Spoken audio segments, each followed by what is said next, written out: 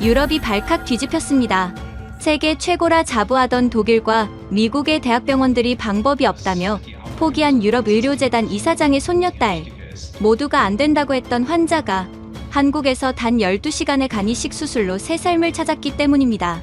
더욱 놀라운 사실은 그 기적을 해낸 의료인이 모두 한국인이었다는 것입니다. 도대체 무슨 일이 있었던 걸까요? 유럽과 미국 모두 포기했던 환자를 살려낸 한국 의료기술의 힘. 지금 시작합니다. 저는 안나 마이어라고 합니다. 독일 미넨에 있는 막스 플랑크 대학병원의 이사장을 맡고 있어요.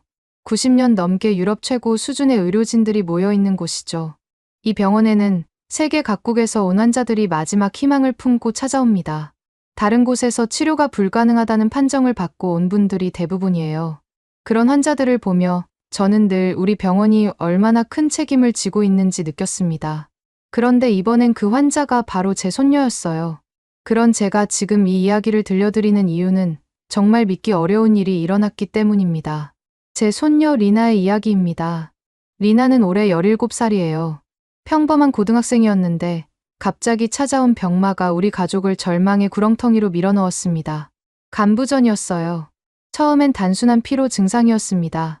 리나가 할머니, 요즘 너무 피곤해요라고 말했을 때 저는 단순히 공부 스트레스려니 했어요. 요즘 아이들이 워낙 학업에 시달리니까요.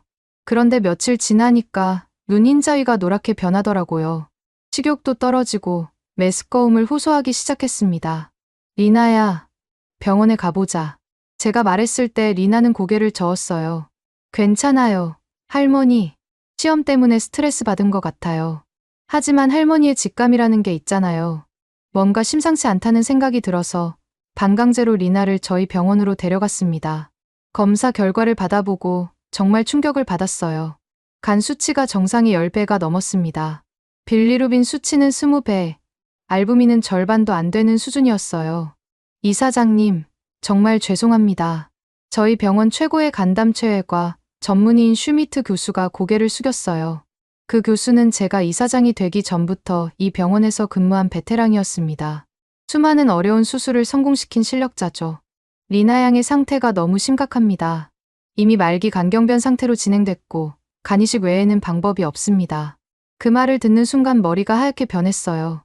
평생을 의료계에서 일하면서 수많은 중환자들을 봐왔지만 그게 내 가족의 일이 되니까 전혀 달랐어요. 간이식이라니 아직 17살인 아이에게요. 그럼 언제 이식 수술이 가능한가요? 제가 다급하게 물었더니 슈미트 교수는 더욱 침통한 표정을 지었습니다. 문제는 독일 내에서 적합한 공여자를 찾기가 쉽지 않다는 겁니다. 리나 양의 혈액형이 비교적 드문 편이고 나이와 체격을 고려하면 적절한 뇌사자 공여자가 나타날 때까지 기다려야 합니다. 얼마나 기다려야 하는데요? 짧게는 몇 개월, 길게는 1년 이상 걸릴 수도 있습니다. 하지만 리나 양의 상태로 봐서는 그 교수의 말이 계속 이어졌지만 제 머릿속은 이미 하얀 노이즈로 가득했어요. 1년은커녕 몇 달도 기다릴 수 없는 상황이라는 뜻이었으니까요. 그날 밤 저는 잠을 한숨도 못 잤습니다. 리나의 병실을 지키면서 그 아이의 평온한 잠자리를 바라봤어요. 아직 17살인데 인생이 이렇게 끝날 수는 없잖아요. 다음 날부터 정말 발 빠르게 움직였습니다. 저는 이사장이라는 직책을 최대한 활용해서 유럽 전역의 간이식 전문 병원들에 연락을 취했어요. 프랑스 파리의 피티에 살페트리에르 병원, 영국 런던의 킹스 칼리지 병원, 스위스 추리히의 대학병원, 오스트리아 빈의 종합병원까지요. 하지만 돌아오는 답변은 모두 비슷했습니다. 안타깝지만 적절한 공여자를 찾기 어렵습니다. 현재 대기자 명단이 너무 길어서 리나 환자 같은 경우는 우선순위에서 밀릴 수밖에 없습니다. 생체 이식을 고려해보시는 게 어떨까요? 생체 이식이라는 건 가족이나 친족 중에서 간의 일부를 떼어내 이식하는 방법이었어요. 저도 리나의 부모도 혈액 검사부터 시작해서 정밀 검사를 받아봤습니다. 하지만 저는 나이가 너무 많고 리나의 아버지는 지방간이 심해서 어머니는 간염, 복균자여서 모두 공여자가 될 수 없다는 판정을 받았어요. 그 사이에도 리나의 상태는 계속 악화됐습니다. 하루가 다르게 얼굴이 누렇게 변해갔고 배에는 복수가 차기 시작했어요. 식사도 거의 못하고 하루 종일 침대에 누워서 축 처져 있었습니다. 할머니, 저 이제 어떻게 되는 거예요? 리나가 병원 침대에서 저를 바라보며 물었어요. 그 아이의 얼굴은 이미 누렇게 변해 있었고 복수가 차서 배가 볼록하게 나와 있었습니다. 괜찮다, 리나야. 할머니가 반드시 방법을 찾을 거야. 그렇게 말했지만 솔직히 어디서 희망을 찾아야 할지 막막했어요. 평생을 의료계에서 일해온 제가, 그것도 유럽 최고 수준의 병원. 이사장인 제가 내 손녀 하나 살릴 방법을 찾지 못하다니요. 정말 무력감이 밀려왔어요. 그러던 어느 날 미국 존스 홉킨스 병원에서 연락이 왔습니다. 세계 최고 수준의 간이식 센터 중 하나죠. 혹시나 하는 마음으로 리나의 의료진을 보냈더니 일주일 만에 답변이 왔어요. 정말 죄송합니다. 마이어 이사장님. 화상 회의를 통해 만난 미국의 간이식 전문의가 고개를 저었습니다. 리나 환자의 멜드 점수가 이미 35를 넘어섰습니다. 이 정도면 사실상 말기 상태예요. 저희도 성공을 장담할 수 없습니다. 멜드 점수라는 건 간이식의 우선순위를 정하는 지표예요. 점수가 높을수록 상태가 심각하다는 뜻이죠. 보통 40점을 넘으면 생존 가능성이 극도로 낮아집니다. 리나는 이미 그 문턱에 다가가고 있었어요. 그럼 정말 방법이 없는 건가요? 제가 떨리는 목소리로 물었을 때 그 의사는 잠시 망설이더니 이렇게 말했습니다. 한 가지 방법이 있긴 합니다만 무엇이든 말씀해 주세요. 아시아 쪽, 특히 한국의 간이식 기술이 최근 많이 발달했다고 들었습니다. 생체 간이식 분야에서는 오히려 미국보다 앞서 있다는 평가도 있고요. 그들은 우리가 시도하지 않는 고난도 수술도 시행한다고 들었습니다. 한국이라고요. 솔직히 그때까지 한국 의료에 대해서는 잘 모르고 있었어요. 제가 알기로는 성형외과 정도가 유명하다고 들었는데 간이식까지 잘한다는 건 처음 듣는 얘기였습니다. 정말 그곳에서 리나를 살릴 수 있을까요? 확실하다고 말씀드릴 수는 없습니다. 하지만 마지막 희망이라고 생각하시고 한번 알아보시는 것도 좋을 듯합니다. 그 말을 듣는 순간 제 머릿속에 어릴 적 기억이 스쳐 지나갔어요. 바로 지금 제가 이사장으로 있는 이 병원에서 말이죠. 저도 어렸을 때 큰 병에 걸린 적이 있었거든요. 7살 때 급성 폐렴으로 이 병원에 입원했었는데 그때 저를 돌봐준 간호사가 있었습니다. 한국에서 온 간호사였어요. 그분은 독일어가 서툴렀지만 저에게 정말 친절하게 대해주셨어요. 밤새도록 제 곁을 지키면서 열이 오를 때마다 차가운 물수건으로 이마를 닦아주곤 했죠. 제가 무서워서 올 때마다 다가와서 등을 토닥여주면서 한국 동료를 불러주기도 했어요. 안나야, 괜찮다. 곧 나을 거야. 서툰 독일어로 저를 달래주던 그분의 목소리가 지금도 생생해요. 그분의 손은 늘 따뜻했고 웃는 얼굴은 마치 천사 같았습니다. 그때 그 한국인 간호사 덕분에 제가 살아났다고 해도 과언이 아니었어요. 의학적인 치료도 중요하지만 무엇보다 그분의 따뜻한 보살핌이 어린 저에게 살고자 하는 의지를 심어준 것 같아요. 한국. 저는 혼잣말처럼 중얼거렸습니다. 그 순간 결심이 섰어요. 유럽의 모든 병원이 포기한다면 한국에 가서라도 리나를 살려내겠다고요. 그것이 어릴 적 저를 살린 그 한국 간호사에 대한 보답이기도 하고 무엇보다 마지막 희망이었으니까요. 하지만 가족들은 반대했습니다. 엄마, 정신 차려요.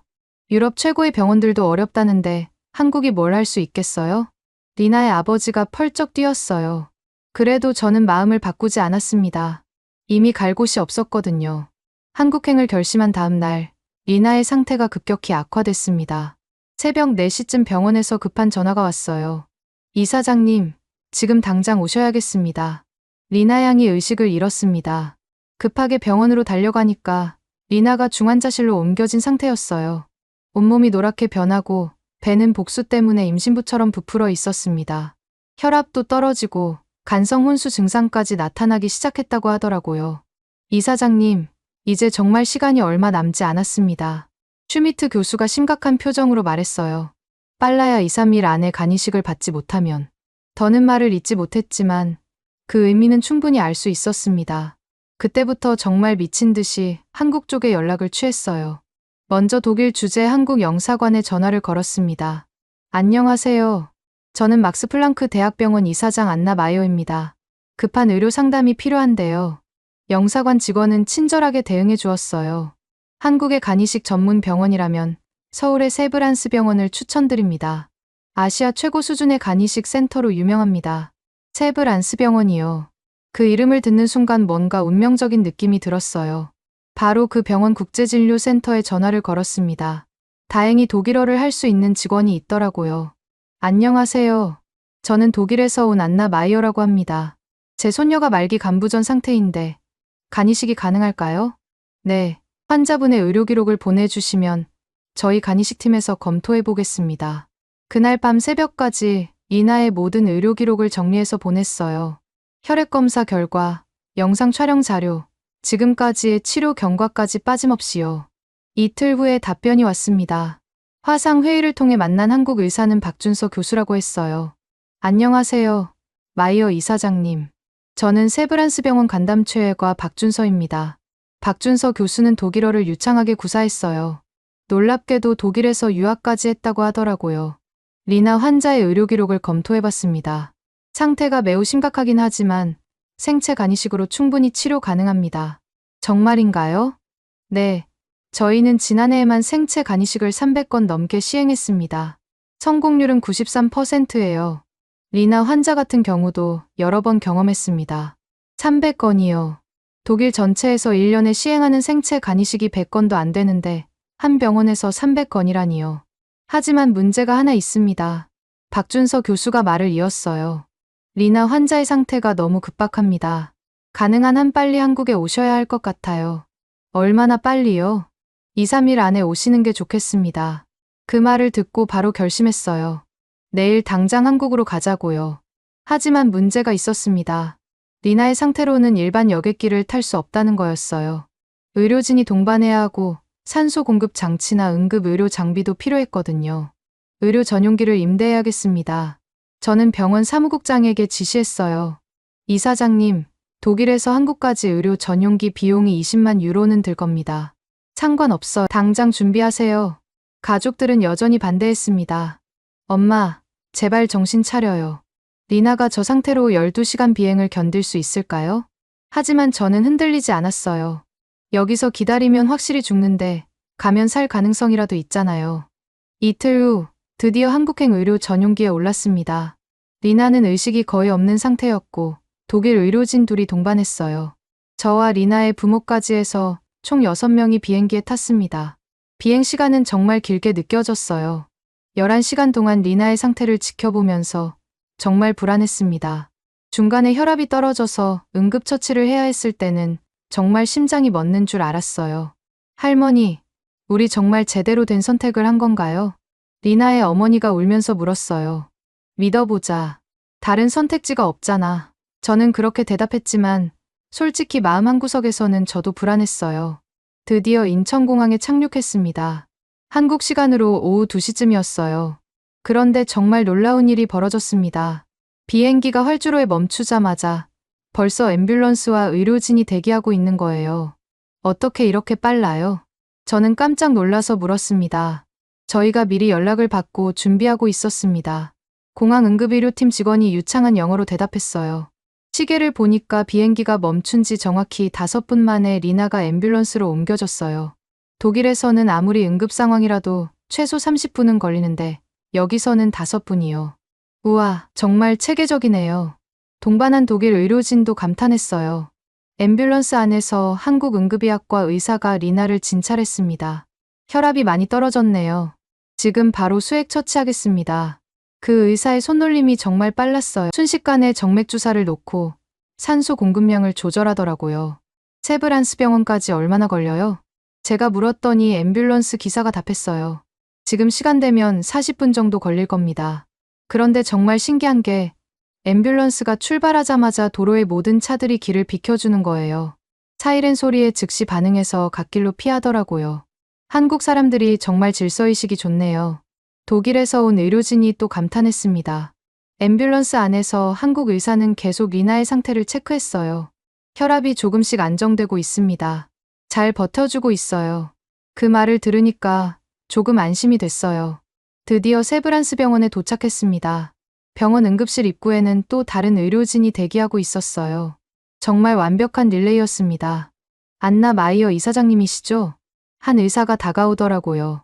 저는 박준서입니다. 화상 회의로 뵈었던 드디어 박준서 교수를 직접 만났습니다. 생각보다 젊어 보였는데 눈빛이 참 진지했어요.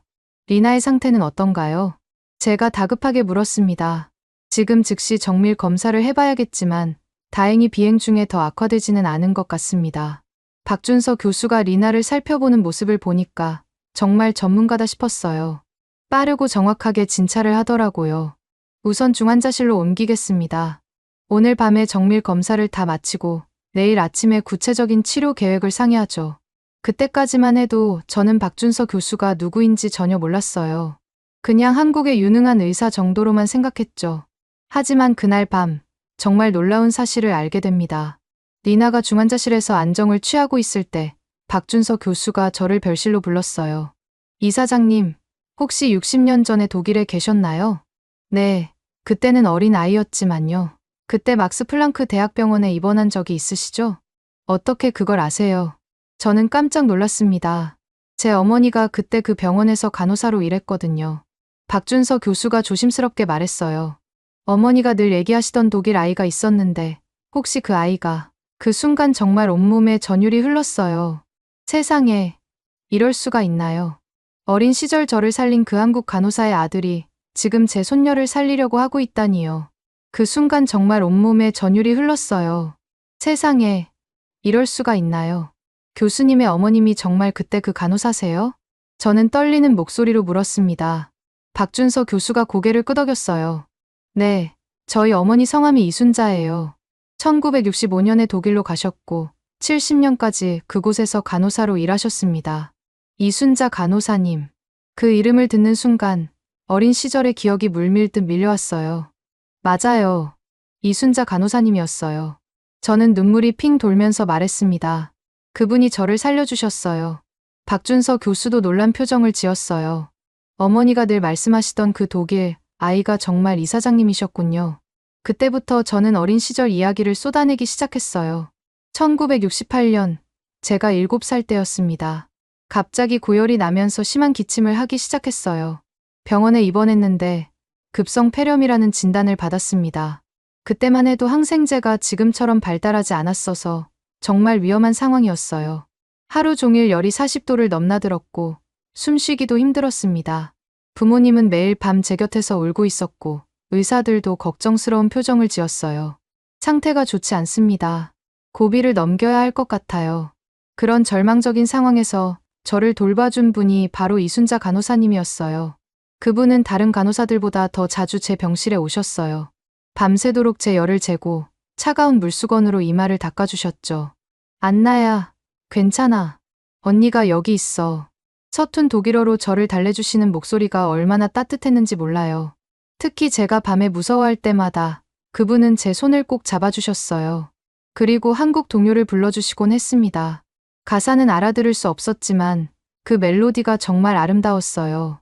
교수님, 혹시 어머님이 부르시던 노래 중에 산토끼라는 게 있었나요? 제가 물었더니 박준서 교수가 깜짝 놀랐어요. 어떻게 그걸 아세요? 어머니가 독일에 계실 때 한국 환자들에게 늘 불러주시던 노래예요. 그 노래를 저한테도 불러주셨어요. 지금도 그 멜로디가 기억나거든요. 그때 저는 간병실에서 그 노래를 흥얼거려 봤어요. 산토끼 토끼야, 어디로 가느냐? 박준서 교수의 눈에 눈물이 맺혔어요. 정말 그때 그 아이가 이사장님이셨군요. 이순자 간호사님은 저에게 정말 특별하셨어요. 다른 환자들도 많았지만 저한테만큼은 더 각별히 신경을 써주셨죠. 제가 밥을 못 먹을 때는 직접 떠먹여 주시고 주사를 맞기 무서워할 때는 손을 잡고 이야기를 해주셨어요. 그분 덕분에 저는 병원이 무서운 곳이 아니라 따뜻한 곳이라고 느꼈습니다. 그분이 없었다면 저는 살아남지 못했을 거예요. 제가 진심으로 말했어요. 의학적인 치료도 중요하지만 무엇보다 그분의 사랑이 저를 살렸어요. 박준서 교수가 말했어요. 어머니도 늘 그 얘기를 하셨어요. 독일에서 돌봤던 환자 중에 특히 기억에 남는 아이가 있다고요. 너무 아프고 무서워하던 아이였는데 나중에 건강하게 퇴원할 때 정말 기뻤다고 하시더라고요. 그러고 보니 정말 신기한 인연이었어요. 60년 전에 그분이 독일에서 저를 살렸고 지금은 그분의 아들이 한국에서 제 손녀를 살리려고 하고 있으니까요. 어머님은 지금 어떻게 지내세요? 제가 물었습니다. 올해 87세이신데 아직 건강하세요? 지금도 가끔 독일 시절 얘기를 하시거든요. 꼭 한번 뵈러 가야겠어요. 어머니가 알면 정말 기뻐하실 거예요. 그때 간호사가 들어왔어요. 교수님, 리나 환자 검사 결과가 나왔습니다. 우리는 다시 현실로 돌아왔습니다. 리나의 치료가 우선이었어요. 박준서 교수가 검사 결과를 설명해 주었어요. 멜드 점수가 37로 더 올랐습니다. 정말 위험한 상태예요. 하루라도 빨리 간이식을 해야 합니다. 그런데 공여자는 어떻게 구하죠? 제가 걱정스럽게 물었어요. 다행히 리나 양의 아버지가 공여자가 될 수 있을 것 같습니다. 정말인가요? 독일에서는 지방간 때문에 안 된다고 했는데요. 한국에서는 경도의 지방간은 문제가 되지 않습니다. 저희가 지방간이 있는 공여자로부터 이식을 받은 경험이 많거든요. 이게 바로 한국 간이식의 차이점이었어요. 유럽에서는 완벽한 간만 사용하려고 하는데 한국에서는 조금 부족해도 살릴 수 있는 기술과 경험이 있었던 거죠. 아, 그리고 한 가지 더 좋은 소식이 있어요. 박준서 교수가 미소를 지었어요. 리나 양과 아버지의 혈액형이 다르지만 저희는 혈액형 불일치 이식도 성공적으로 시행하고 있습니다. 혈액형이 달라도 간이식이 가능하다고요. 유럽에서는 꿈도 못 꿀 일이었어요. 어떻게 그런 게 가능한가요? 특별한 면역 억제 프로토콜을 사용합니다. 수술 전에 혈장 교환술을 하고 리툭시맵이라는 약물을 쓰는 거죠. 저희는 혈액형 불일치, 이식 성공률이 90%가 넘어요. 정말 놀라웠어요. 유럽 최고의 병원들도 포기한 환자를 한국에서는 90% 성공률로 치료한다니요. 그날 밤, 리나의 아버지는 공여자 검사를 받았어요. 다행히 모든 검사에서 통과했습니다. 간 기능도 괜찮고 혈관 구조도 이식에 적합했어요. 내일 아침에 수술 일정을 잡겠습니다. 박준서 교수가 말했어요. 그런데 그때 독일에서 온 의료진이 반대 의견을 제시했어요. 잠깐만요. 혈액형이 다른 생체 간이식이라니 너무 위험하지 않나요? 독일 의사인 밀러 교수가 걱정스럽게 말했습니다. 유럽에서는 시도조차 하지 않는 수술인데요. 박준서 교수가 차분하게 답했어요. 저희가 작년에만 혈액형 불일치 간이식을 120건 시행했습니다.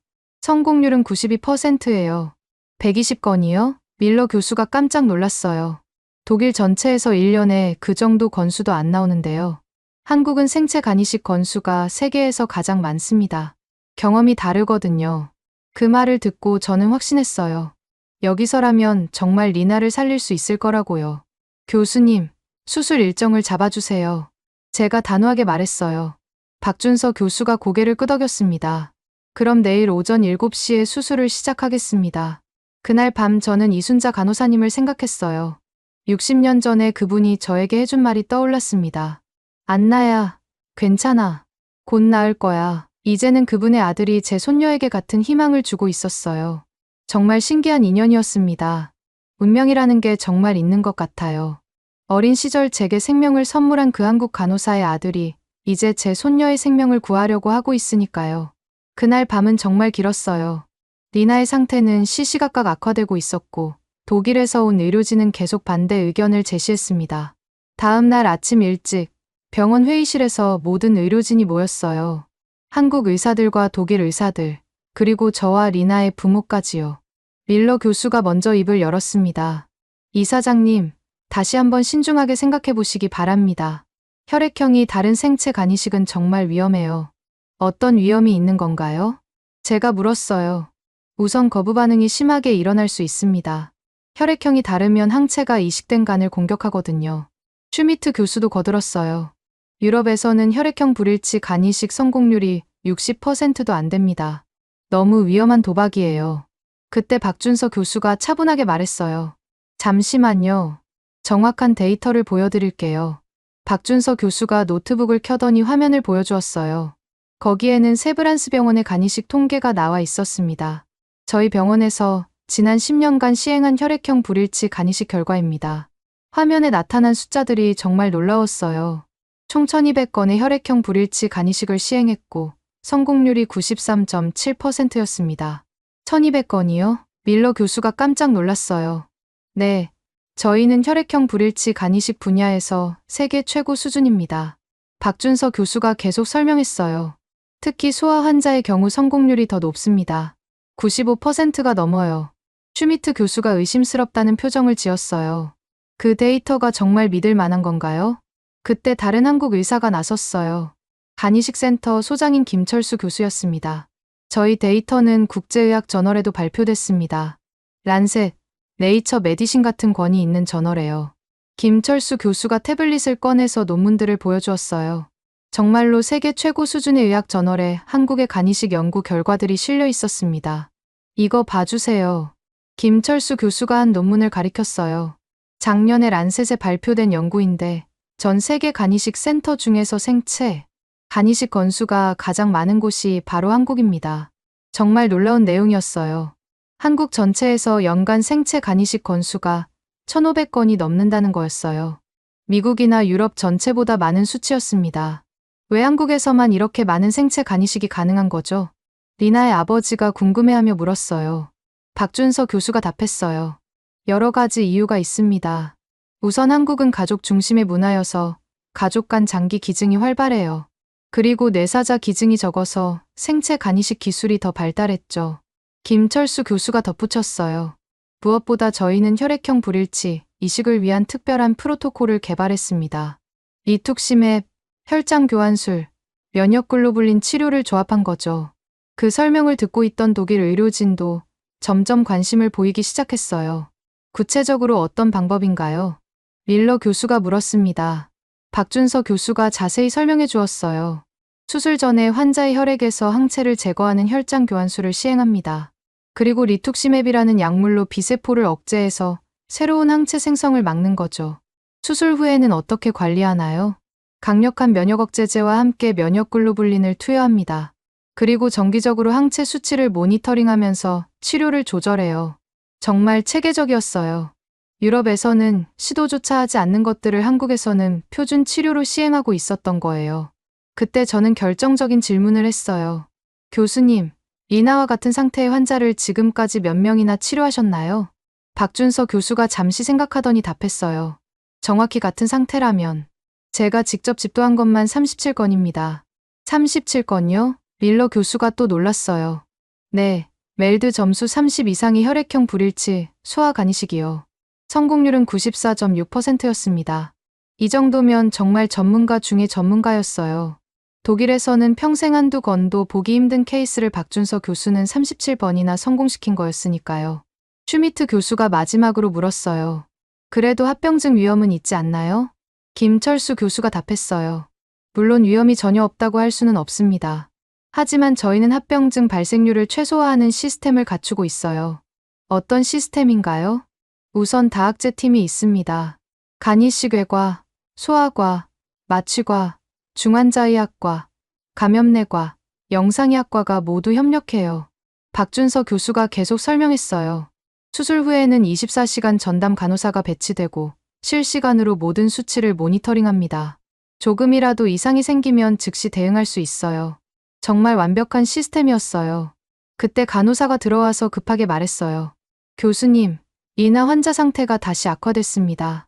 우리는 모두 중환자실로 달려갔어요. 리나는 의식이 더 흐려진 상태였고 혈압도 계속 떨어지고 있었습니다. 멜드 점수가 40을 넘었습니다. 담당 의사가 말했어요. 40이요. 이제 정말 시간이 없었어요. 박준서 교수가 말했어요. 지금 즉시 수술을 시작하지 않으면 정말 위험합니다. 그 순간 저는 결심했어요.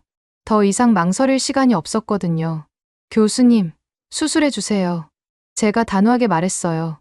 독일 의료진도 더 이상 반대하지 않았어요. 상황이 너무 급박했고 한국 의료진의 실력도 확신할 수 있었으니까요. 그럼 지금 바로 수술 준비를 시작하겠습니다. 박준서 교수가 말했어요. 그때부터 병원 전체가 움직이기 시작했어요. 수술실 2개가 동시에 준비됐고 리나와 아버지가 각각 마취를 받았습니다. 저는 수술실 앞 대기실에서 기다리면서 생각했어요. 60년 전에 이순자 간호사님이 저에게 희망을 주셨듯이 이제는 그분의 아들이 제 손녀에게 새로운 생명을 주려고 하고 있구나. 정말 신기한 인연이었어요. 그리고 이제 한국의 의료진들을 완전히 믿을 수 있었습니다. 수술실 불빛이 켜지고 12시간의 기나긴 수술이 시작됐어요.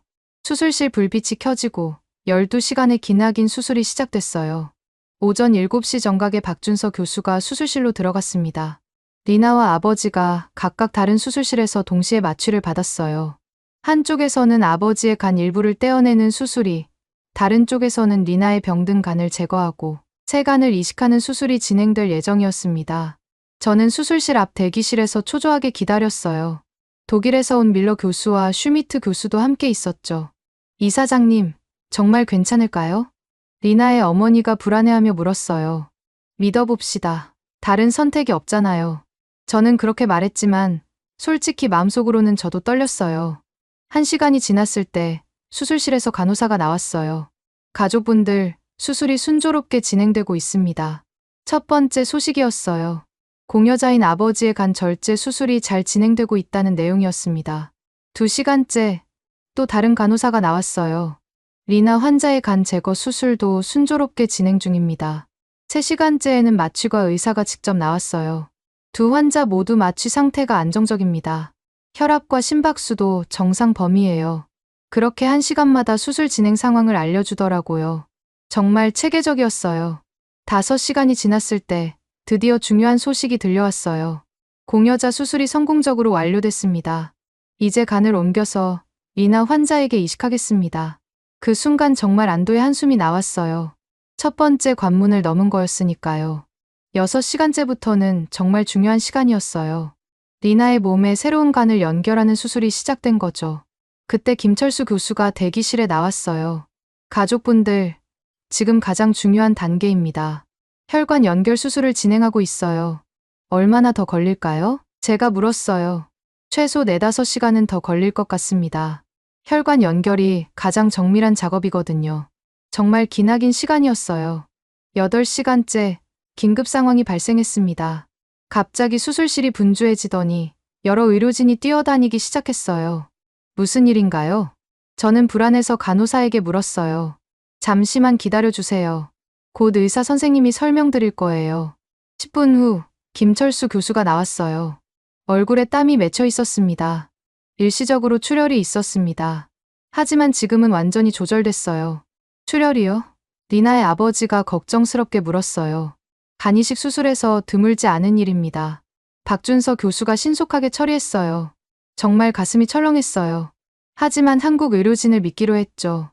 9시간째 좀 더 안정적인 소식이 들려왔어요. 혈관 연결이 모두 완료됐습니다. 새로운 간에서 담즙이 나오기 시작했어요. 담즙이 나온다는 건 간이 제대로 작동한다는 뜻이었어요. 정말 희망적인 신호였죠. 10시간째 박준서 교수가 잠깐 나왔어요. 수술복을 입은 채로 말이에요. 이사장님, 수술이 거의 끝나갑니다. 새로운 간이 아주 잘 작동하고 있어요. 정말인가요? 저는 눈물이 핑 돌면서 물었어요. 네, 혈액순환도 좋고 간 기능 수치도 정상으로 돌아오고 있습니다. 그 말을 듣는 순간 정말 눈물이 쏟아졌어요. 독일에서 모든 병원이 포기했던 리나가 살아날 수 있다는 거였으니까요. 11시간째 마지막 단계가 시작됐어요. 지금 복부를 봉합하고 있습니다. 1시간 정도 더 걸릴 것 같아요. 드디어 12시간 만에 수술이 끝났습니다. 오후 7시였어요. 박준서 교수가 수술복을 벗고 나왔을 때 정말 피곤해 보였어요. 하지만 얼굴에는 미소가 가득했습니다. 수술이 성공적으로 끝났습니다. 그 한마디에 우리 모두는 울음을 터뜨렸어요. 리나는 언제 볼 수 있나요? 제가 눈물을 닦으며 물었어요. 지금 중환자실로 옮기고 있습니다. 1시간 후에 잠깐 면회 가능할 거예요. 1시간 후 드디어 리나를 만날 수 있었어요. 중환자실 침대에 누워있는 리나는 여러 기계에 연결되어 있었지만 얼굴색이 많이 좋아져 있었어요. 할머니, 리나가 작은 목소리로 저를 불렀어요. 리나야, 괜찮아. 수술 잘 끝났어. 저는 리나의 손을 꼭 잡았어요. 그런데 정말 신기한 게 리나의 눈 흰자위가 이미 하얗게 돌아와 있는 거예요. 수술 전까지만 해도 노랗게 변해 있었는데 벌써 정상색으로 바뀐 거였어요. 교수님, 이렇게 빨리 좋아지는 게 정상인가요? 제가 물었어요. 박준서 교수가 미소 지으며 답했어요. 새로운 간이 아주 잘 작동하고 있다는 증거예요. 빌리루빈 수치가 벌써 절반으로 떨어졌어요. 정말 놀라웠어요.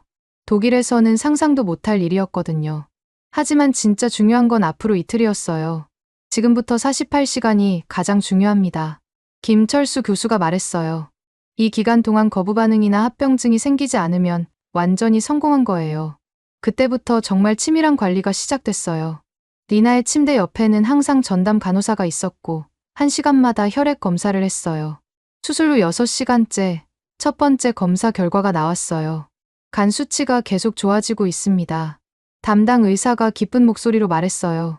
12시간째 더욱 좋은 소식이 있었어요. 항체 수치도 안정적이에요. 거부 반응 징후가 전혀 없습니다. 24시간째 리나가 의식을 완전히 회복했어요. 할머니, 저 배고파요. 그 말을 듣는 순간 정말 기뻤어요. 40시간째 박준서 교수가 정말 기쁜 소식을 전했어요.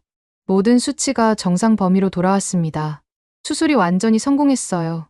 48시간째 드디어 안전선을 통과했어요. 이제 걱정 안 하셔도 됩니다. 김철수 교수가 확신에 찬 목소리로 말했어요. 그때까지 저는 거의 잠을 못 잤어요.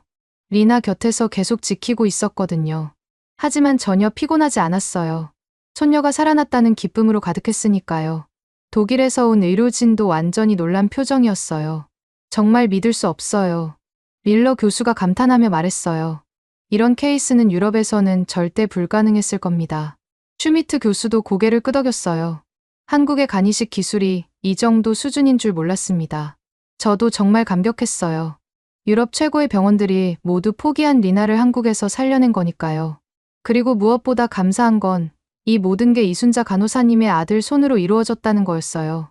60년 전의 그 따뜻한 손길이 이제 제 손녀에게까지 이어진 거죠. 정말 운명이라는 게 있는 것 같았어요. 수술 후 3일째부터 정말 놀라운 일들이 벌어지기 시작했어요. 리나의 회복 속도가 상상을 뛰어넘었거든요. 할머니, 저 일어나고 싶어요. 리나가 침대에서 몸을 일으키려고 하더라고요. 아직 안 돼. 리나야, 수술한 지 겨우 사흘 됐잖아. 제가 말렸지만 리나는 포기하지 않았어요. 그때 담당 간호사인 김미영 간호사가 들어왔어요. 리나야, 정말 일어나고 싶어? 네, 답답해서 못 견디겠어요. 그럼 천천히 해보자. 할머니도 도와주세요. 김미영 간호사는 정말 세심했어요. 리나의 상태를 꼼꼼히 체크하면서 조심스럽게 침대 머리를 올려주더라고요. 어지럽지 않아? 괜찮아요. 그럼 다리를 침대 밖으로 내려보자. 정말 한 단계씩 천천히 도와주었어요. 독일 병원에서는 수술 후 일주일은 절대 침상 안정이라고 하는데 여기서는 환자가 원하면 가능한 한 빨리 움직이게 도와주는 거였어요. 미영 간호사님, 이렇게 빨리 움직여도 괜찮은 건가요? 제가 걱정스럽게 물었어요. 네, 오히려 빨리 움직이는 게 회복에 도움이 돼요. 혈액순환도 좋아지고 폐렴 예방에도 효과적이거든요. 정말 달랐어요. 독일에서는 안정이 최우선이었는데 한국에서는 적극적인 재활이 우선이었어요. 사흘 후 리나가 처음으로 침대에서 내려와 서봤어요. 물론 간호사와 제가 양쪽에서 부축했지만 그래도 스스로 서 있는 모습을 보니까 정말 기뻤어요. 할머니, 저 걸을 수 있을 것 같아요. 천천히 해야 해. 김미영 간호사가 휠체어를 가져왔어요. 오늘은 휠체어로 복도 한 바퀴만 돌아보자. 리나를 휠체어에 태우고 중환자실 밖으로 나갔어요. 창밖으로 보이는 서울 전경이 정말 아름다웠습니다. 와, 서울이 이렇게 크구나. 리나가 감탄하며 말했어요. 그때부터 매일 조금씩 활동 범위를 늘려나갔어요. 김미영 간호사는 정말 헌신적으로 리나를 돌봐주었어요. 수술 후 일주일째, 리나가 드디어 혼자 걸었어요. 물론 아직 휘청거렸지만 그래도 자기 발로 걷는 모습이 너무 기뻤어요. 리나야, 정말 대단해. 제가 박수를 쳤더니 리나가 환하게 웃었어요. 그런데 정말 놀라운 건 간병사님들의 케어였어요. 리나를 담당한 박순옥 간병사님은 정말 특별했어요. 리나야, 오늘은 뭐 먹고 싶어? 매일 아침마다 친손녀 대하듯이 물어보시더라고요. 간병사님, 한국 음식은 너무 매워서. 그럼 내가 특별히 안 맵게 해달라고 부탁할게. 박순옥 간병사님은 정말로 주방에 가서 리나를 위한 특별 식단을 부탁하셨어요. 매운 음식 대신 담백한 국물과 부드러운 반찬들로 말이에요. 이거 먹어봐. 내가 특별히 주문한 거야. 리나가 한 숟가락 떠먹더니 눈을 반짝였어요. 우와, 정말 맛있어요. 그치? 한국 음식도 안 매운 게 많아. 박순옥 간병사님은 리나에게 한국어도 가르쳐 주셨어요. 안녕하세요는 이렇게 말하는 거야. 안녕하세요. 잘했어. 그럼 감사합니다는? 감사합니다. 리나가 한국어를 배우는 모습이 정말 기특했어요. 박순옥 간병사님도 마치 진짜 할머니처럼 리나를 아끼셨고요. 수술 후 열흘째 정말 감동적인 일이 있었어요. 리나가 갑자기 열이 났거든요. 간병사님, 리나가 열이 나요. 제가 급하게 박순옥 간병사님을 불렀어요. 간병사님은 즉시 리나의 이마에 손을 대어보시더니 바로 간호사를 불렀어요. 그리고는 차가운 물수건을 가져와서 리나의 이마를 닦아주기 시작했습니다. 괜찮아. 리나야. 할머니가 여기 있으니까. 박순옥 간병사님이 리나를 달래는 모습을 보니까 어릴 적 이순자 간호사님이 저를 돌봐주시던 모습이 겹쳐 보였어요. 다행히 일시적인 발열이었고 몇 시간 후에 열이 내렸어요. 하지만 그 과정에서 박순옥 간병사님은 한시도 리나 곁을 떠나지 않으셨어요. 간병사님, 정말 감사해요. 제가 진심으로 말씀드렸어요. 무슨 말씀을 하세요? 내 손녀 같은데 당연한 거죠. 그 말을 들으니까 정말 감격스러웠어요. 한국에서는 환자를 정말 가족처럼 대해주는구나 싶었어요. 수술 후 2주째 드디어 리나가 병원 복도를 혼자 걸어 다닐 수 있게 됐어요. 처음엔 벽을 짚고 천천히 걸었는데 점점 걸음이 빨라지더라고요. 할머니, 저 정말 괜찮아진 것 같아요. 리나가 활짝 웃으며 말했어요. 그때 박준서 교수가 나타났어요. 리나가 정말 빨리 회복되고 있네요. 교수님, 이렇게 빨리 회복되는 게 정상인가요? 네, 젊은 환자들은 회복이 빠릅니다. 특히 리나는 의지가 강해서 더 빠른 것 같아요. 박준서 교수가 리나의 검사 결과를 보여주었어요. 모든 수치가 정상 범위였습니다. 간 기능도 완전히 정상이고 거부 반응 징후도 전혀 없어요. 정말 기적 같았어요. 불과 2주 전만 해도 죽을 뻔했던 아이가 이제 혼자 걸어 다니고 있으니까요. 그날 오후 리나가 특별한 부탁을 했어요. 할머니, 간병사님과 간호사님들께 감사 인사를 드리고 싶어요. 좋은 생각이야. 우리는 리나를 돌봐준 모든 분들을 병실로 초대했어요. 김미영 간호사, 박순옥 간병사, 그리고 다른 간호사들까지요. 감사합니다. 리나가 한국어로 인사했더니 모든 분들이 박수를 쳤어요. 리나야, 정말 한국어 잘한다. 김미영 간호사가 기뻐하며 말했어요. 간병사님이 가르쳐 주셔서요. 리나가 박순옥 간병사님을 바라보며 말했어요. 우리 리나가 정말 똑똑해. 박순옥 간병사님의 눈에 눈물이 맺혔어요. 그 순간 저는 깨달았어요. 한국 의료의 진짜 힘은 첨단 기술만이 아니라 이런 따뜻한 마음에서 나오는구나 하고요. 독일에서는 의료진과 환자 사이에 어느 정도 거리가 있어요. 전문적이고 체계적이지만 조금 차가운 느낌이 있죠. 하지만 한국에서는 달랐어요. 의료진이 환자를 정말 가족처럼 돌봐주는 거예요. 기술적으로도 뛰어나면서도 인간적인 따뜻함까지 갖춘 거죠. 그날 저녁, 리나가 처음으로 병원 식당에 내려가서 식사를 했어요. 김치찌개를 먹으면서 정말 맛있다고 계속 말하더라고요. 리나야, 한국 음식이 입에 맞아? 제가 물었어요. 네, 처음엔 매워서 힘들었는데 이제 좋아져요. 그때 박준서 교수가 식당에 나타났어요. 리나가 벌써 김치찌개를 먹는구나. 교수님도 드세요. 리나가 자리를 권했어요. 박준서 교수가 우리와 함께 앉아서 말했어요. 리나가 정말 잘 적응하고 있어요. 이 정도면 곧 퇴원할 수 있을 것 같아요. 정말인가요? 네, 모든 검사 결과가 완벽해요. 일주일 후면 독일로 돌아가셔도 괜찮을 듯합니다. 퇴원이라는 말을 들으니까 기쁘면서도 아쉬웠어요. 한국에서의 시간이 정말 소중했거든요. 그날 밤, 리나와 둘이서 병원 옥상에 올라갔어요. 서울의 야경이 정말 아름다웠습니다. 할머니, 저 한국이 정말 좋아요. 리나가 말했어요. 사람들이 너무 친절해요. 그리고 여기서 새 생명을 얻은 것 같아서요. 그 말을 듣고 저도 마음속으로 생각했어요. 리나뿐만 아니라 저도 한국에서 새로운 걸 배웠다고요. 의료 기술도 중요하지만 무엇보다 환자를 대하는 마음이 얼마나 중요한지를 말이에요. 2주 만에 이렇게 완전히 회복된 리나를 보니까 정말 한국 의료진들이 고마웠어요.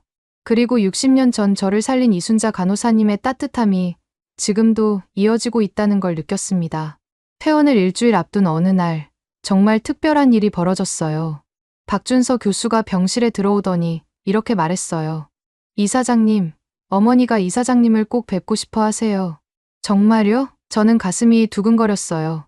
네, 어머니께 이사장님 이야기를 했더니 너무 놀라시더라고요. 그때 그 독일 아이가 지금 병원 이사장이 되었다는 게 믿어지지 않는데요. 다음 날 드디어 이순자 간호사님을 만나게 됐어요. 87세의 연세에도 정말 건강해 보이셨습니다. 안나? 이순자 간호사님이 저를 보자마자 독일어로 말씀하시면서 눈물을 흘리셨어요. 정말 그때 그 아이구나. 간호사님, 정말 오랜만이에요. 저도 독일어로 대답하며 눈물이 핑 돌았어요. 이순자 간호사님의 독일어는 여전히 유창했어요. 독일에서 5년 동안 근무하시면서 완전히 익히신 거죠. 많이 컸구나. 그때는 정말 작고 아픈 아이였는데. 간호사님이 독일어로 말씀하시며 제 손을 꼭 잡으시더라고요. 그때와 똑같이 따뜻한 손이었어요. 간호사님 덕분에 살았어요. 정말 감사해요. 제가 독일어로 답했어요. 이순자 간호사님이 리나를 바라보셨어요. 이 아이가 내 손녀구나. 우리 준서가 잘 고쳤나? 한국어로 말씀하시다가 다시 독일어로 바꿔서 말씀하셨어요. 네, 정말 잘 고쳐주셨어요. 다행이다. 준서야, 내가 정말 잘했구나. 이순자 간호사님이 아들을 바라보며 한국어로 뿌듯해 하셨어요.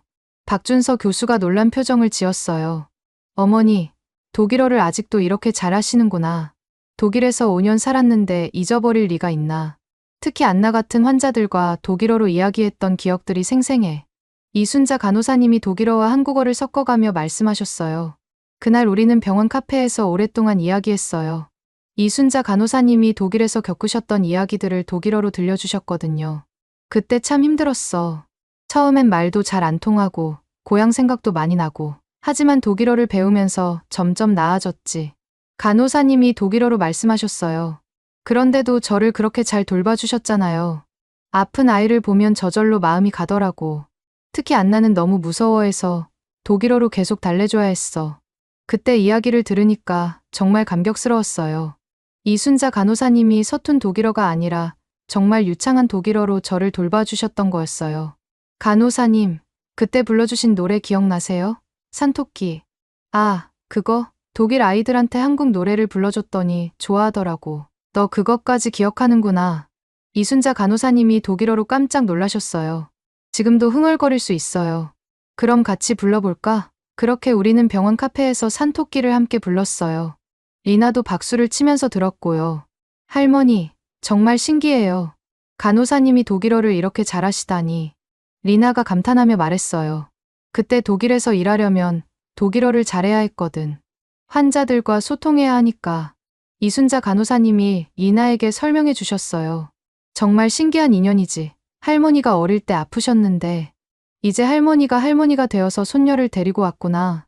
간호사님이 독일어와 한국어를 섞어서 말씀하셨어요. 박준서 교수가 말했어요. 어머니가 독일에서 돌아오신 후에도 독일어를 잊지 않으시려고 계속 공부하셨거든요. 독일에서의 경험이 너무 소중했다고 하시면서요. 그날 저녁 뭔가 특별한 일을 해야겠다는 생각이 들었어요. 이 놀라운 인연을 더 많은 사람들과 나누고 싶었거든요. 마침 다음 주에 베를린에서 유럽 의료혁신 포럼이 열릴 예정이었어요. 제가 기조연설을 하기로 되어 있었죠. 원래는 디지털 의료에 대한 내용을 발표할 예정이었는데 주제를 바꾸기로 했어요. 박 교수님, 제가 다음 주 독일에서 의료 포럼 기조연설을 하는데 이번 경험을 발표하고 싶어요. 정말인가요? 네, 유럽 의료계가 한국의 간이식 기술에 대해 알아야 한다고 생각해요. 박준서 교수도 흔쾌히 동의했어요. 좋은 생각이에요. 저도 데이터를 준비해서 보내드릴게요. 그렇게 저는 연설문을 다시 준비하기 시작했어요. 리나의 치료 과정과 함께 이순자 간호사님과의 인연까지 포함해서 말이에요. 드디어 포럼 당일이 됐어요. 베를린 컨벤션 센터에는 유럽 전역의 의료진 2,000명이 모였습니다. 제가 무대에 올라가자 모든 사람들의 시선이 집중됐어요. 저는 막스 플랑크 대학병원 이사장으로서 유럽 의료계에서 꽤 알려진 인물이었거든요. 안녕하세요, 여러분. 저는 차분하게 연설을 시작했어요. 오늘 저는 원래 계획했던 디지털 의료 이야기 대신 제 개인적인 경험을 나누고자 합니다. 청중들이 궁금해하는 표정을 지었어요. 지난달 제 손녀가 말기 간부전으로 죽어가고 있었습니다. 그때부터 저는 리나의 이야기를 들려주기 시작했어요. 유럽과 미국의 모든 병원이 포기했던 상황, 그리고 마지막 희망으로 선택한 한국행까지요. 인천공항에서 5분 만에 응급처치가 이뤄졌습니다. 세브란스 병원에서는 혈액형이 다른 생체 간이식을 93% 성공률로 시행한다고 했습니다. 청중들이 점점 집중하기 시작했어요. 수술은 12시간 동안 진행됐고 완벽하게 성공했습니다. 48시간 만에 모든 위험에서 벗어났고 2주 만에 완전히 회복됐습니다. 그때까지는 단순한 의료 성공 사례였어요. 하지만 이제부터가 진짜 핵심이었습니다. 여러분, 여기서 놀라운 사실을 하나 말씀드리겠습니다. 제가 목소리를 높였어요. 제 손녀를 치료한 박준서 교수의 어머니는 이순자 간호사입니다. 그분은 1965년부터 70년까지 독일에서 간호사로 일하셨습니다. 청중들이 웅성거리기 시작했어요. 그분은 독일어를 완벽하게 구사하시면서 독일 환자들을 정성껏 돌봐주셨습니다. 그리고 그분이 일했던 병원이 바로 지금 제가 이사장으로 있는 막스 플랑크 대학병원입니다.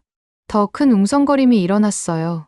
1968년, 제가 7살 때 급성 폐렴으로 죽어가고 있을 때, 바로 그분이 유창한 독일어로 저를 달래주며 살려주셨습니다. 이제 회장이 완전히 조용해졌어요.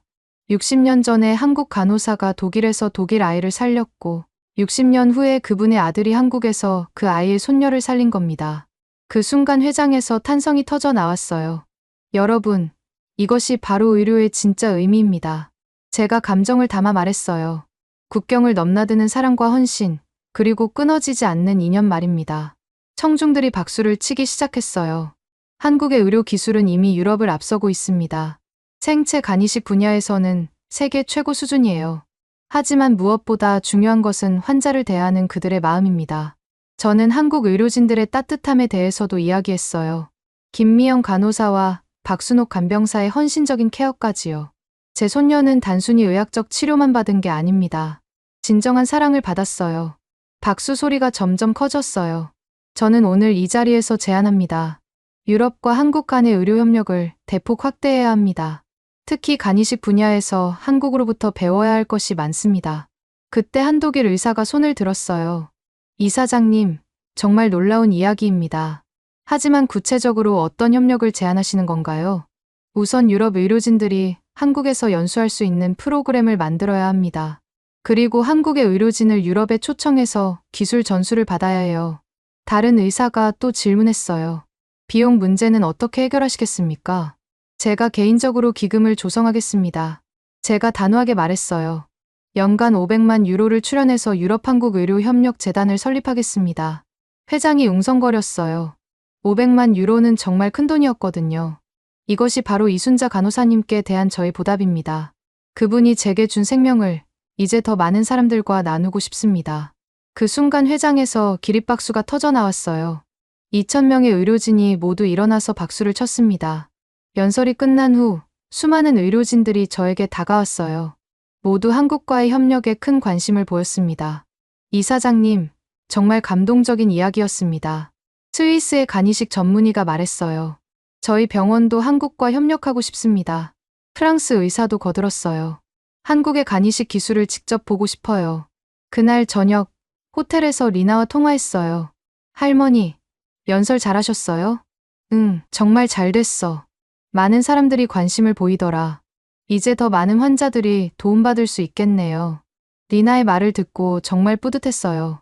개인적인 감동이 이제 사회적 변화로 이어질 수 있겠다는 확신이 들었거든요. 그날 밤, 저는 이순자 간호사님께 감사의 편지를 독일어로 썼어요. 60년 전의 그 작은 친절이 이렇게 큰 변화의 시작이 되었다고요.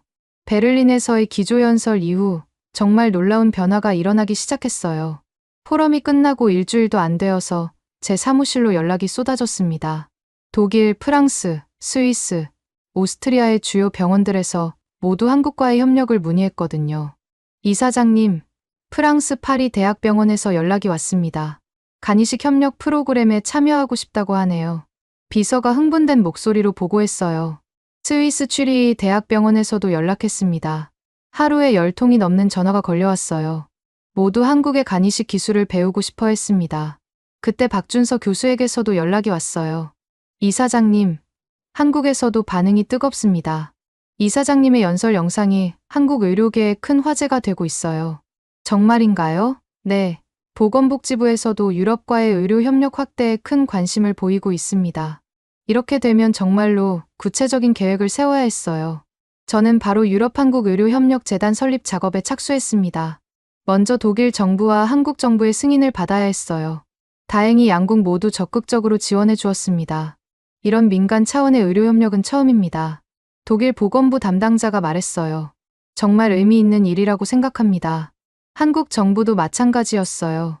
민간에서 이런 큰 기금을 조성해서 국제의료협력을 한다니 정말 감사한 일입니다. 한국보건복지부 차관이 감격해했어요. 그렇게 2달 만에 유럽한국의료협력재단이 정식으로 설립됐습니다. 본부는 베를린에, 한국 사무소는 서울에 두었어요. 재단의 첫 번째 프로그램은 유럽 의료진의 한국 연수였어요. 매년 50명의 유럽 의료진이 한국에서 3개월간 간이식 기술을 배우는 프로그램이었죠. 이사장님, 첫 번째 연수단이 확정됐습니다. 재단 사무국장이 보고했어요. 독일에서 15명, 프랑스에서 12명, 스위스에서 8명, 기타 국가에서 15명입니다. 총 50명의 의료진이 한국으로 떠날 예정이었어요. 모두 각국 최고 수준의 간이식 전문의들이었습니다. 두 번째 프로그램은 더욱 의미 있었어요. 유럽에서 치료가 어려운 간부전 환아들을 한국으로 보내서 치료받게 하는 프로그램이었거든요. 연간 50명의 환아를 지원할 예정입니다. 제가 재단 이사회에서 발표했어요. 모든 치료비와 체류비는 재단에서 부담하겠습니다. 이사회 멤버들이 박수를 쳤어요. 연간 50명이면 정말 많은 아이들의 생명을 살릴 수 있는 숫자였거든요. 첫 번째 환아가 한국으로 떠나는 날, 저는 공항까지 배웅을 나갔어요. 프랑스에서 온 12살 소녀 마리였어요. 안나 이사장님, 정말 감사해요. 마리의 어머니가 눈물을 흘리며 말했어요. 프랑스에서는 아무도 마리를 도와줄 수 없다고 했는데, 걱정 마세요. 한국에서 잘 치료받을 거예요. 제가 마리를 안아주며 말했어요. 리나처럼 건강하게 돌아올 거예요. 마리는 한국에서 박준서 교수의 치료를 받았고, 정말로 완치되어 돌아왔어요. 그 소식을 들었을 때 정말 기뻤습니다. 재단이 설립된 지 1년 후 놀라운 성과가 나타났어요. 한국에서 연수받은 유럽 의료진들이 자국으로 돌아가서 한국식 간이식 기술을 도입하기 시작한 거예요. 이사장님, 독일에서도 혈액형 불일치 간이식 성공률이 크게 향상됐습니다. 막스 플랑크 대학병원의 슈미트 교수가 보고했어요. 한국에서 배운 기술 덕분에 기존 60%에서 85%로 올랐어요. 프랑스도 마찬가지였어요. 저희 병원도 생체 간이식 건수가 2배로 늘었습니다. 파리 대학병원 간이식 센터장이 말했어요. 정말 뿌듯했어요. 제 개인적인 경험이 이렇게 많은 환자들에게 도움이 되다니요. 그 무렵 리나에게서 특별한 소식이 들려왔어요. 할머니, 저 의대에 지원하려고 해요. 정말? 네. 한국에서 새 생명을 얻었잖아요. 이제 저도 다른 사람들을 도와주고 싶어요. 리나는 정말로 의대에 진학했고 장차 간이식 전문의가 되겠다는 꿈을 품었어요. 박준서 교수님처럼 되고 싶어요. 그 말을 들으니까 정말 감격스러웠어요. 선한 영향력이 이렇게 계속 이어지는구나 싶었거든요. 재단이 설립된 지 2년이 지났을 때 이순자 간호사님을 다시 뵙게 됐어요. 한국을 방문할 일이 있어서 세브란스 병원에 들렀거든요. 안나야, 정말 큰일을 했구나. 이순자 간호사님이 제 손을 잡으시며 말씀하셨어요. 간호사님 덕분입니다. 간호사님이 저를 살려주지 않으셨다면 이런 일도 없었을 거예요. 나는 그냥 내 일을 했을 뿐인데 이렇게 큰 결실을 맺을 줄이야. 이순자 간호사님의 눈에 눈물이 맺혔어요. 그때 박준서 교수가 나타났어요. 어머니, 이사장님께서 또 큰 발표를 하실 예정이에요. 무슨 발표? 재단 규모를 확대하신대요. 맞았어요. 저는 재단의 기금을 연간 1,000만 유로로 늘리기로 결정했었거든요. 앞으로는 간이식뿐만 아니라 다른 분야의 의료 협력도 확대할 예정입니다. 제가 설명했어요. 심장이식, 신장이식 분야에서도 한국과 유럽의 교류를 늘릴 거예요. 이순자 간호사님이 정말 기뻐하셨어요. 내가 독일에서 했던 작은 일이 이렇게 큰 변화를 만들어내다니. 작은 일이 아니었어요. 그때 간호사님이 보여주신 사랑이 바로 이 모든 일의 시작이었어요. 그 순간 저는 깨달았어요. 의료라는 것이 단순히 기술만의 문제가 아니라는 거요. 환자를 대하는 마음, 그 따뜻함이야말로 진정한 치료의 시작이라는 걸 말이에요. 재단이 설립된 지 3년째 되는 해, 정말 감동적인 행사가 열렸어요. 유럽한국의료협력재단의 첫 번째 성과 발표회였거든요. 베를린 컨벤션 센터에서 열린 행사에는 양국의 의료진 3,000명이 모였어요. 그리고 특별한 손님들도 있었습니다. 재단의 지원으로 한국에서 치료받고 완치된 유럽 환아들과 그 가족들이었어요. 총 150명의 아이들이 새 생명을 얻었거든요. 여러분, 지난 3년간의 성과를 발표드리겠습니다. 제가 무대에 올라 말했어요. 유럽에서 한국으로 연수받은 의료진이 150명, 한국에서 치료받고 완치된 환자가 150명, 유럽 내 간이식 성공률이 평균 20% 향상됐습니다. 회장에서 박수가 터져 나왔어요. 하지만 숫자보다 중요한 것이 있습니다. 제가 목소리를 높였어요. 바로 서로를 이해하고 도우려는 마음입니다. 그때 무대에 특별한 분이 올라오셨어요. 바로 이순자 간호사님이었습니다. 여러분, 이분이 바로 이 모든 일의 시작이신 이순자 간호사님입니다. 회장이 기립박수로 간호사님을 맞아주었어요. 89세의 연세에도 당당하게 무대에 서신 간호사님의 모습이 정말 아름다웠어요. 안녕하세요. 이순자 간호사님이 독일어로 인사하셨어요. 60년 전 독일에서 간호사로 일했던 이순자입니다. 회장이 조용해졌어요.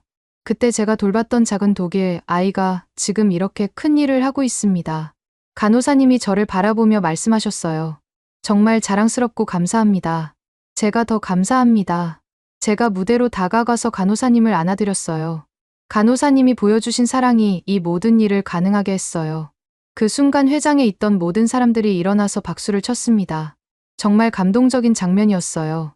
행사가 끝난 후 리나가 무대로 올라왔어요. 이제 의대 2학년이 된 리나는 정말 건강하고 아름다운 모습이었어요. 할머니, 정말 자랑스러워요. 리나가 저를 안으며 말했어요. 리나야, 내가 건강하게 자라는 것만으로도 할머니는 충분해. 그때 박준서 교수도 나타났어요. 이사장님, 정말 대단한 일을 하셨어요. 아니에요. 교수님이 리나를 살려주셔서 가능한 일이었어요. 우리 모두가 함께 한 일이죠. 정말 그랬어요. 혼자서는 할 수 없는 일이었어요. 이순자 간호사님의 사랑, 박준서 교수의 실력, 한국 의료진들의 헌신, 그리고 많은 분들의 관심과 지원이 있었기에 가능했던 거죠. 그날 저녁, 호텔 방에서 창밖을 바라보며 생각했어요. 60년 전 작은 독일 병원에서 시작된 인연이 이렇게 큰 변화를 만들어냈다고요. 이순자 간호사님이 그때 보여주신 작은 친절이 시간과 국경을 넘어서 수많은 생명을 구하는 일로 이어진 거예요. 정말 신기한 일이었어요. 하지만 동시에 당연한 일이기도 했죠. 선한 일은 반드시 선한 결과를 가져온다는 걸 보여주는 살아있는 증거였으니까요. 지금도 재단은 계속 성장하고 있어요. 더 많은 나라가 참여하고 더 많은 환자들이 도움받고 있습니다. 그리고 무엇보다 중요한 것은 이 일을 통해 서로 다른 나라의 의료진들이 하나가 되었다는 거예요. 국경이나 인종을 넘어서서 오직 환자를 위해 함께 노력하는 아름다운 모습을 보여주고 있거든요. 이순자 간호사님이 60년 전에 심어주신 사랑의 씨앗이 이제 전 세계로 퍼져나가고 있어요. 그리고 이 씨앗은 앞으로도 계속 자라날 거예요. 제 손녀 리나처럼 새로운 세대가 이 정신을 이어받아서 더 많은 사람들을 도울 테니까요. 정말 감사한 일이에요. 한 사람의 작은 친절이 이렇게 큰 기적을 만들어낼 수 있다는 걸 직접 경험했으니까요. 그리고 저는 확신해요. 앞으로도 이런 아름다운 일들이 계속 일어날 거라고요. 사랑은 결코 사라지지 않고 언젠가는 반드시 더 큰 사랑으로 돌아온다는 걸 알았거든요. 이것이 바로 제가 여러분께 들려드리고 싶었던 이야기입니다. 어린 시절 저를 살린 파독 간호사의 아들이 수십 년 후 제가 이끄는 병원에서 제 손녀를 한국의 간이식으로 살렸다는 기적 같은 이야기 말이에요. 여러분들은 지금 어디에서 이 이야기를 듣고 계신가요? 댓글로 적어주시면 감사드리겠습니다.